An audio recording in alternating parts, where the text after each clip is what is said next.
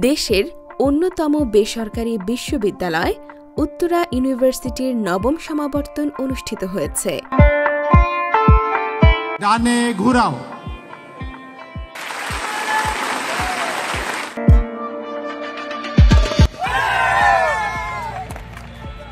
শনিবার সকালে বঙ্গবন্ধু আন্তর্জাতিক সম্মেলন কেন্দ্রে এই সমাবর্তন অনুষ্ঠিত হয়।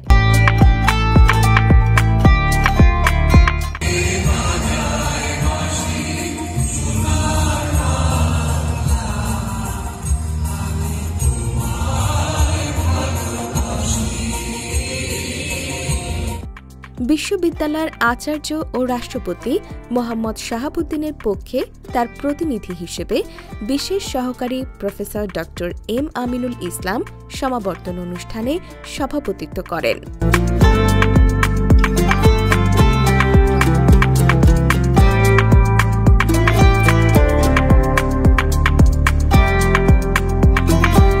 নবম সমাবর্তন অনুষ্ঠানে বক্তব্য রাখেন ইউনিভার্সিটির উপাচার্য প্রফেসর ডক্টর ইয়াসমিন আরা লেখা ও ইউনিভার্সিটির উপাচার্য অধ্যাপক doctor Gour Gobinda Goswami. Still I'll rise, my dear students. Please keep on rising in your life, no matter how difficult it is. May Allah bless us all. Thank you very much. নতুন গ্র্যাজুয়েটদের উদ্দেশ্যে প্রধান অতিথির বক্তৃতায় অধ্যাপক ডক্টর মোহাম্মদ আনোয়ার হোসেন বলেন, Dear guests, under the circumstances, we need to review the discourse of sustainable development. Based on this discourse, we need to review our educational curriculum in the different program for ensuring social and environmental justice.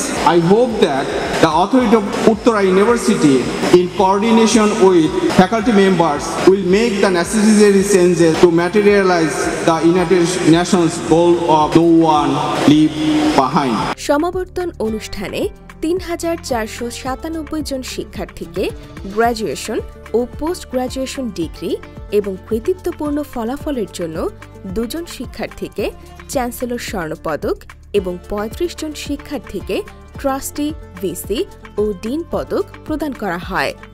স্বপ্ন সব সময় দেখতে হয়, নিজেকে নিয়ে বা নিজের পরিবারকে নিয়ে। আমি আমার যোগ্যতার মাধ্যমে আমি আমার ফ্যামিলিকে প্রাউড ফিল করাবো।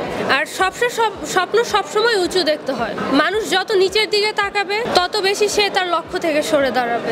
উত্তর ইউনিভার্সিটির স্টুডেন্ট হয়ে আসলে সত্যি এখন অনেক বেশি প্রাউড ফিল করি। আমাদের ইউনিভার্সিটির শিক্ষার মান, গুণগত মান আগেও ভালো ছিল, আগের থেকে এখন অনেক অনেক অনেক বেশি ভালো হয়েছে।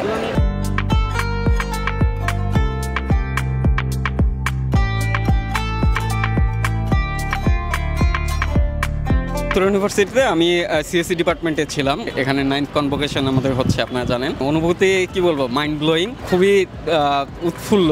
Uttara university is the best. I am so happy to finally officially graduate and specially thanks to my মা।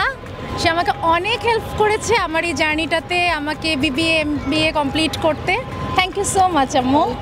বিকেলে বাংলাদেশের জনপ্রিয় পপ সঙ্গীত ব্যান্ড ওয়ারফিজের মনোজ্ঞ পরিবেশনার মাধ্যমে শেষ হয় আয়োজনের।